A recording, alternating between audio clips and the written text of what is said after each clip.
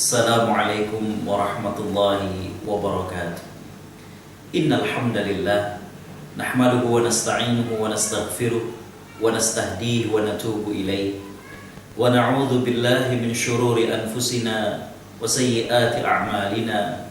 May yahdihillahu fala mudilla lahu wa may yudlil falan tajida lahu waliyyan mursyida. Nashhadu an la ilaha illallah wa nashhadu anna Muhammadan abduhu wa rasuluh alladzi la nabiyya ba'da. Allahumma salli wa sallim wa barik ala nabiyyina Muhammad wa ala alihi wa sahbihi ajma'in. Subhanaka la ilma lana illa ma 'allamtana innaka antal alimul hakim. Wa subhanaka la fahma lana illa ma fahamta lana innaka antal jawadul karim. Wa qur rabbi zidna ilman wa ba'd. Sahabat kampung Quran yang dirahmati Allah, Allah subhanahu wa ta'ala menjadikan Nabiullah Daud alaihi salam berada pada puncak kenikmatan. Kenikmatan sebagai seorang manusia Allah jadikan sebagai seorang raja. Dan kenikmatan sebagai seorang hamba Allah jadikan Nabi Daud sebagai seorang rasul. Sahabat kampung Quran yang dirahmati Allah subhanahu wa ta'ala berpesan kepada Nabiullah Daud yang menjadi pemimpin yang Allah jadikan kepada manusia untuk memenuhi beberapa pesan dari Allah subhanahu wa ta'ala. Allah abadikan hal itu dalam surat Shad ayat ke-26. A'udzu billahi minasyaitonir rajim. Ya Dawudu inna ja'alnaka khalifatan fil ard fahkum bainan nasi bil haqq wala tattabi'il hawa fayudillaka an sabilillah innal ladzina yadilluna an sabilillah lahum adzabun syadidun bima nasu yaumal hisab. Allah subhanahu wa ta'ala berfirman, hai Daud, sesungguhnya kami menjadikan engkau sebagai penguasa di muka bumi, maka berikanlah keputusan di antara manusia dengan adil dan janganlah kamu mengikuti hawa nafsu, karena ia akan menyesatkan kalian dari jalan Allah. Sesungguhnya orang-orang yang sesat dari jalan Allah subhanahu wa ta'ala akan mendapatkan azab yang berat karena mereka melupakan hari perhitungan. Sahabat kampung Quran yang dirahmati Allah subhanahu wa ta'ala menyebutkan bahwa kriteria pemimpin yang Allah inginkan dari sosok Nabi Daud dan tentunya kepada semua yang lain adalah kriteria seorang pemimpin yang memiliki ketakutan kepada Allah subhanahu wa ta'ala.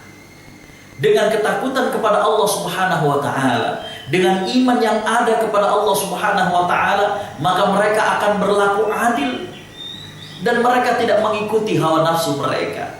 Karena itulah kriteria pemimpin yang baik yang menjadi pilihan kita yang pertama adalah mereka yang memiliki kematangan pribadi.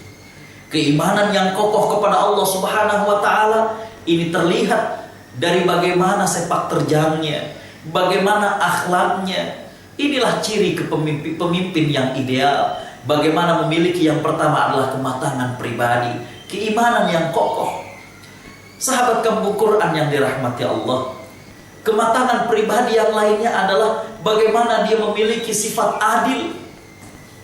Orang yang adil, sahabat kampung Quran yang dirahmati Allah, adalah orang yang menjunjung tinggi kebenaran, membenarkan yang benar dan menyalahkan yang salah, bukan membenarkan yang salah dan menyalahkan yang benar. Sahabat kampung Quran yang dirahmati Allah, bukankah itu yang sekarang ini dirasakan? Jadi selain kematangan pribadi dengan ditunjukkan bagaimana keimanan mereka, dari sepak terjang mereka, ibadah mereka, yang kedua adalah orang-orang yang adil. Itulah karenanya sahabat kampung Quran yang dirahmati Allah, seorang tabi'in yang bernama Sa'id ibn Musayyib, sebenarnya ketika seorang tabi'in meriwayatkan hadis dengan mengatakan, aku mendengar Rasulullah SAW bersabda begini, atau aku melihat Rasulullah SAW berbuat begini, mestinya hadis tersebut adalah hadis yang lemah. Mengapa demikian? Karena berarti dia tidak menyebutkan nama sahabat. Sedangkan seorang tabi'in tidak mungkin langsung mendengar dari Rasulullah SAW. Tapi yang menarik adalah Al-Imam Syafi'i. Saking begitu hormatnya beliau dengan Sa'id bin Musayyib, saking tahunya beliau akan kewaraan dan kesolehannya. Maka Imam Syafi'i mengatakan mursal Sa'id bin Musayyib menurutku adalah mursal yang sahih. Karena pasti Sa'id bin Musayyib itu adalah sahabat kemukuran yang dirahmati Allah, mendengar dari sahabat tapi beliau tidak menyebutkannya.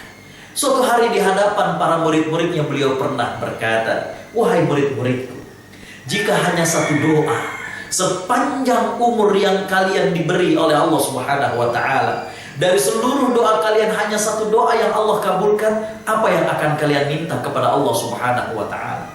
Beragam jawaban murid-muridnya.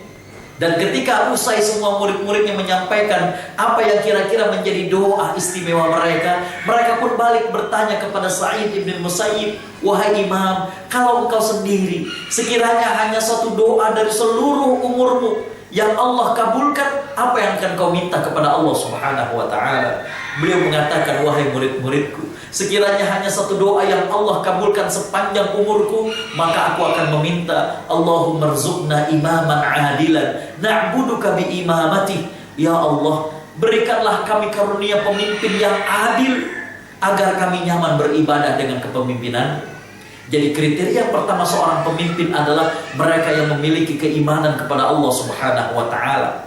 Kalau memiliki keimanan berarti sudah barang tentu muslim dan juga sudah nampak track recordnya, bagaimana kepribadiannya. Yang kedua adalah mereka-mereka yang adil, menempatkan yang benar kepada yang benar, yang salah, dan mereka adalah orang yang tidak mau untuk mengambil apa yang bukan hak mereka.